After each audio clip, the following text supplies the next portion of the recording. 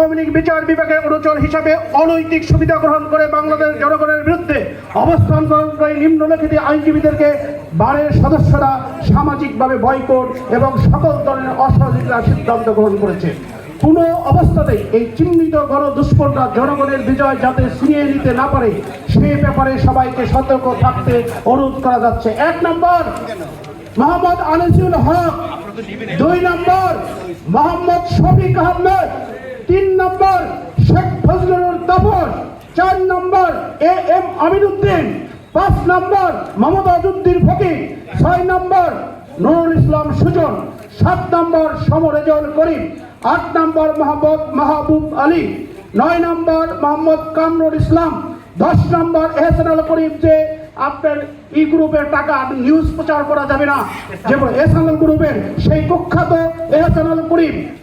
তারপর হচ্ছে 11 নম্বর তানজিবুল আলম, 12 নম্বর SM মনির, 13 নম্বর মেহেদি হাসান চৌধুরী, 14 নম্বর মুতাহার হোসেন সাজু, 15 নম্বর শেখ মোহাম্মদ মুর্শেদ, 16 নম্বর মোহাম্মদ সাইদ আহমেদ রাজা, 17 নম্বর শাহ মঞ্জুরুল হক, 18 নম্বর আব্দুল নূর দুলাল, 19 নম্বর মোহাম্মদ মুরাদ রেজা, 20 নম্বর সালাউদ্দিন দুলন, 21 নম্বর আজহারুল্লাহ এবং 22 নম্বর হচ্ছে মাহবুবে আলম মরণোত্তর।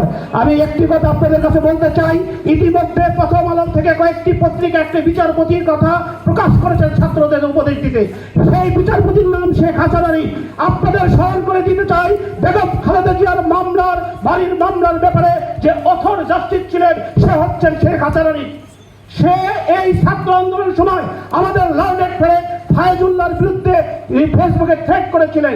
এই শেখ হাসান আলী গত কয়েকদিন আগে এই আন্দোলনকারীদের টুকাই বলে ফেসবুকে লুটেরা ইয়ে দিয়েছে। ইমিডিয়েটলি তাকে বাংলাদেশে থেকে বিতাড়িত এবং আইনের সম্মুখীন করার জন্য দাবি জানাচ্ছি। বন্ধুগণ, এটা হচ্ছে আমরা সামাজিকভাবে বয়কট করব।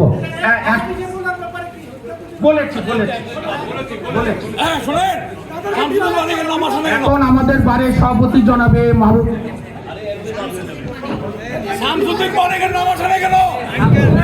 বন্ধুগণ, আমরা সুপ্রিম কোর্টের আইনজীবী, শত শত মায়ের কোল খালি হয়েছে, আমরা বারবার রক্ত দিতে পারবো না। এই রক্ত যেন শেষ রক্ত হয়। আমরা ম্যাগনা কার্টা তৈরি করতে চাই, আর যেন ফেসিবাদের তৈরি না হয়, আর যেন রক্ত না ঝরে। এই দলবাদ বিচারপতিকে থাকলে বিচার বিভাগ হবে না, হবে না, হবে না। অবিলম্বে আহ্বান জানাবো আমি, এই বিচারপতিরা স্বেচ্ছায় পদত্যাগ করে এই বাংলাদেশকে মুক্তি দিবে। Thank you.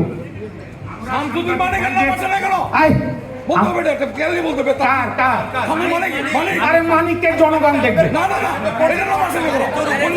ঠিক আছে, আচ্ছা ঢুকাই নিলাম।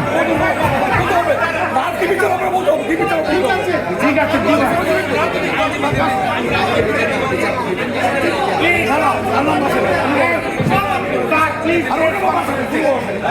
এরপরে সাংবাদিক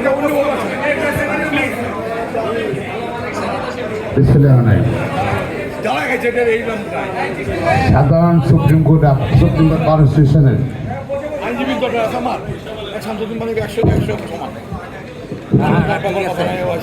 বাংলাদেশ স্বাধীন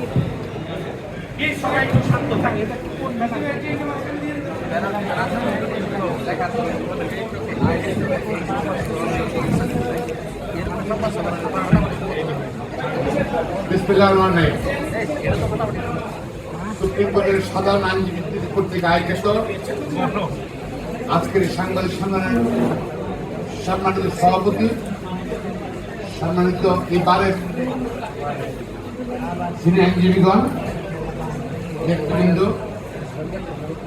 আইনজীবী ভাই বোনেরা, সাংবাদিক ভাই বোনেরা, আসসালামু আলাইকুম। আজকে একটা বাংলাদেশে মানুষের ক্ষোভ, সে ক্ষোভের বহিঃপ্রকাশ করেছে আমাদের ছাত্র যুবকরা। তাদের ধন্যবাদ জানাই, কৃতজ্ঞতা জানাচ্ছে। আসলে যারা শহীদ হয়েছে তাদের পরিবারের প্রতি সমবেদনা জানাচ্ছি এবং শহীদদের প্রতি শ্রদ্ধা জানাচ্ছি। যারা আহত হয়েছেন তাদের প্রতি সমবেদনা জানাচ্ছি। আপনার বক্তব্য শুনলেন, লিখিত বক্তব্য আলোচনা শুনলেন। আমি শুধু দুঃখের সাথে বলতে চাই, শেখ হাসিনা সরকার ক্ষমতা ছিল জনগণের সমর্থন নিয়ে না, শুধু আমাদের এই সুপ্রিম কোর্টে ব্যবহার করে এই ক্ষমতা ছিল। তার কোনো জনপ্রদায় ছিল না, সবসময় তারা জনগণকে ভয় পেত। 8 সালে ক্ষমতা এসেছিল সেনাবাহিনীকে ব্যবহার করে। তারপর থেকেই সুপ্রিম কোর্ট যা কিছু তারা রাজনীতি সমাধান করার পথে, রাজপথে তারা রাজপথে সাহায্য করে। সুপ্রিম কোর্টের আজকের এই ভোটবিহীন নির্বাচন, গণতন্ত্র, মানবাধিকারের লঙ্ঘন, হত্যা, গুম সবকিছু তারা কিন্তু এই বিচারের বিরুদ্ধে জায়েজ করিয়েছে এবং শুরু করেছিল সাবেক প্রধান বিচারপতি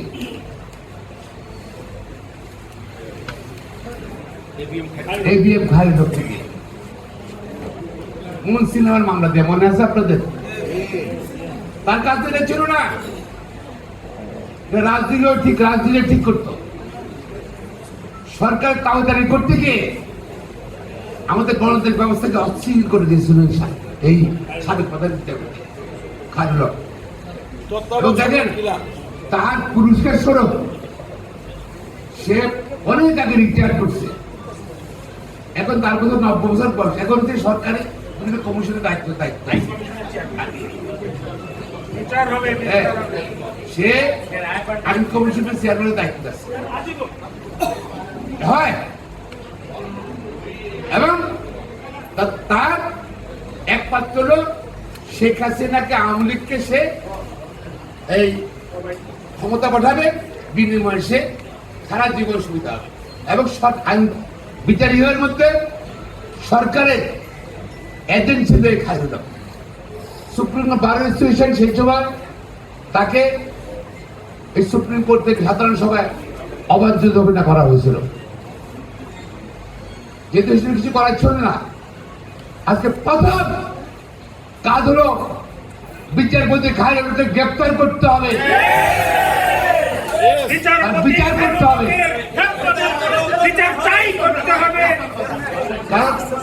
কারণ এই আজকের ঘটনা সবকিছুর জন্য, মানুষের ভোটাধিকারের জন্য সমগ্র কলঙ্ক কিন্তু এই কথাই লোকটা ঘটে গেছে। বিচার শুরু করতে হবে সেখান থেকেই। আজ যত রাজনৈতিক এজেন্ডা আসলে, যেমন বিচারপতি শামসুদ্দিন আরেকজন মানে গেছিল, না আরেক মানে গেছিল ইকোবার শামসুদ্দিন মানিক, এই শামসুদ্দিন মানিককে আওয়ামী লীগ বিচারপতি নিয়োগ করছে নিয়োগ করে উপজেলার চেয়ারম্যান, তাকে তার কোর্টে শেখ হাসিনা সব মামলা দিয়েছে সময়, হ্যাঁ, এবং আওয়ামী লীগের মামলা নিয়ে সেখানে সব খারাপ করছে, হ্যাঁ, অ্যাকুইডেল করছে। এবং পাশাপাশি বেগম খালেদা তারেকের মামলা গেছে, বলে যে এখন থেকে ম্যান্ডেটরি দেয়, আগেরটা এই দুদক আপনি করে নেই, এই দুর্নীতি দমন কমিশন শেখ হাসিনা, হ্যাঁ, আপনি করে নেই, এই দুদক শেখ হাসিনা খারাপ হয়ে গেল, আর ওয়ান এলে আমরা সবাই চলে গেল, তাদের ফাঁসি দিল, ফাঁসি দিল কে?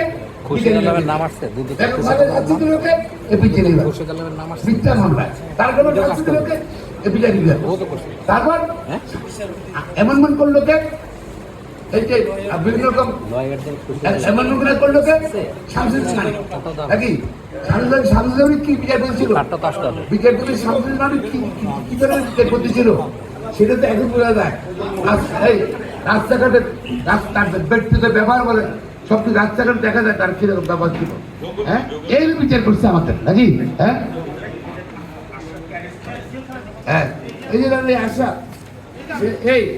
সে আওয়ামী লীগ ছাত্র বঙ্গবন্ধু লন্ডনে, উনি বিচারপতি ওখানে কমিটি করতে গেছিল, বলছে কিভাবে কমিটি হবে, ওরা বলছে আপনি গণতান্ত্রিক করে বঙ্গবন্ধু আওয়ামী লীগের এই আইনজীবী পরিষদ বলে ভোটের মধ্যে হবে, তার কথা মানে নাই।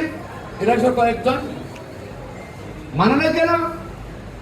আসাদ লন্ডন ছেড়ে অপরিবার বিরুদ্ধে আমেরিকা যাচ্ছিল, আগে মামলা করেছে, তাকে অসম্মান করা হয়েছে, মানা মামলা করেছে, এবং তাকে আমি তাকে চিন্তাম না সময় এয়ারপোর্টে তার স্ত্রী ছেলে মেয়ে ছেড়ে দিছে, তাকে ওখান থেকে এয়ারপোর্টে গ্রেপ্তার করে জেলে পাঠিয়েছে, হ্যাঁ ডিপিও পাঠিয়েছে। এরপর সেখানের মধ্যে তার জামিনযোগ্য অপরাধ সিএম কোর্টের মধ্যে